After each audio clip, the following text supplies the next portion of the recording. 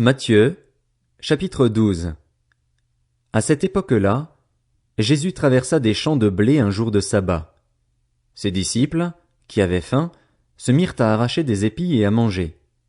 À cette vue, les pharisiens lui dirent, « Regarde, tes disciples font ce qui n'est pas permis de faire pendant le sabbat. » Mais Jésus leur répondit, « N'avez-vous pas lu ce qu'a fait David lorsqu'il a eu faim, lui et ses compagnons?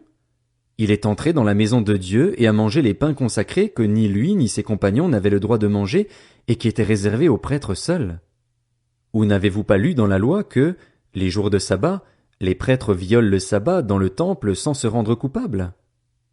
Or je vous le dis, il y a ici plus grand que le temple. Si vous saviez ce que signifie « Je désire la bonté et non les sacrifices », vous n'auriez pas condamné des innocents. En effet, le Fils de l'homme est le Seigneur du sabbat. Jésus partit de là et entra dans la synagogue. Il s'y trouvait un homme qui avait la main paralysée. Ils demandèrent à Jésus, « Est-il permis de faire une guérison le jour du sabbat ?» C'était afin de pouvoir l'accuser. Il leur répondit, « Lequel de vous, s'il n'a qu'une brebis et qu'elle tombe dans un trou le jour du sabbat, n'ira pas la retirer de là? Or, un homme vaut beaucoup plus qu'une brebis. Il est donc permis de faire du bien les jours de sabbat. » Alors il dit à l'homme, « Tends la main. » Il la tendit, et elle devint saine, comme l'autre. Les pharisiens sortirent et tinrent conseil sur les moyens de le faire mourir. Jésus le sut et s'éloigna de là. Une grande foule le suivit. Il guérit tous les malades et leur recommanda sévèrement de ne pas le faire connaître, afin que s'accomplisse ce que le prophète Ésaïe avait annoncé. « Voici mon serviteur que j'ai choisi, mon bien-aimé qui a toute mon approbation. Je mettrai mon esprit sur lui, et il annoncera la justice aux nations. Il ne contestera pas, il ne criera pas, et personne n'entendra sa voix dans les rues. Il ne cassera pas le roseau abîmé et n'éteindra pas la mèche qui fume encore, jusqu'à ce qu'il ait fait triompher la justice. Les nations espéreront en son nom. » Alors on lui amena un démoniaque aveugle et muet, et il le guérit, de sorte que le muet parlait et voyait. Toute la foule disait, étonnée, « N'est-ce pas là le fils de David ?»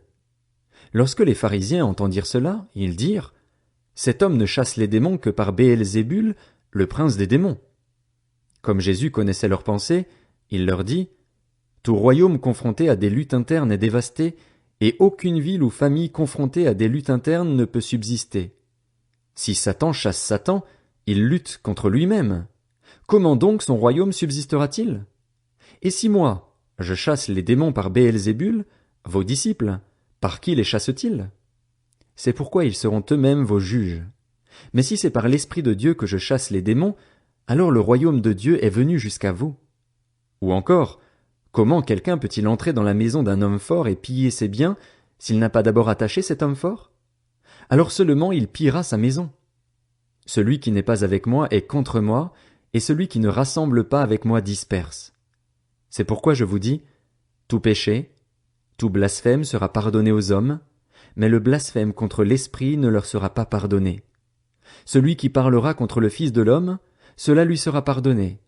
Mais celui qui parlera contre le Saint-Esprit, le pardon ne lui sera accordé ni dans le monde présent ni dans le monde à venir. Dites que l'arbre est bon et que son fruit est bon, ou bien dites que l'arbre est mauvais et que son fruit est mauvais, car on reconnaît l'arbre à son fruit. Race de vipères, comment pourriez-vous dire de bonnes choses, mauvais comme vous l'êtes? En effet, la bouche exprime ce dont le cœur est plein. L'homme bon tire de bonnes choses de son bon trésor et l'homme mauvais tire de mauvaises choses de son mauvais trésor. Je vous le dis, le jour du jugement, les hommes rendront compte de toute parole inutile qu'ils auront prononcée.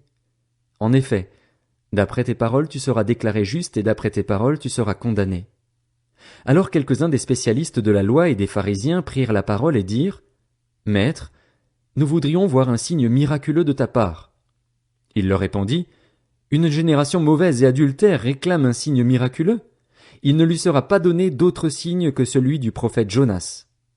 En effet, de même que Jonas fut 3 jours et 3 nuits dans le ventre d'un grand poisson, de même le Fils de l'homme sera 3 jours et 3 nuits dans la terre.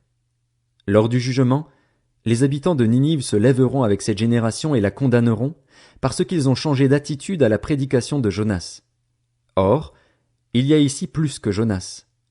Lors du jugement, La reine du Midi se lèvera avec cette génération et la condamnera, parce qu'elle est venue des extrémités de la terre pour entendre la sagesse de Salomon. Or, il y a ici plus que Salomon. Lorsqu'un esprit impur est sorti d'un homme, il va dans des endroits arides pour chercher du repos, et il n'en trouve pas. Alors il dit, « Je retournerai dans ma maison, d'où je suis sorti. » À son arrivée, il la trouve vide, balayée et bien rangée. Alors il s'en va prendre avec lui cet autre esprit plus mauvais que lui. Ils entrent dans la maison, s'y installent, et la dernière condition de cet homme est pire que la première. Il en ira de même pour cette génération mauvaise. Comme Jésus parlait encore à la foule, sa mère et ses frères, qui étaient dehors, cherchaient à lui parler. Quelqu'un lui dit, « Ta mère et tes frères sont dehors et cherchent à te parler. » Mais Jésus répondit à celui qui lui parlait, « Qui est ma mère et qui sont mes frères ?» Puis il tendit la main vers ses disciples et dit, « Voici ma mère et mes frères. En effet, celui qui fait la volonté de mon Père céleste, celui-là est mon frère, ma sœur, ma mère. »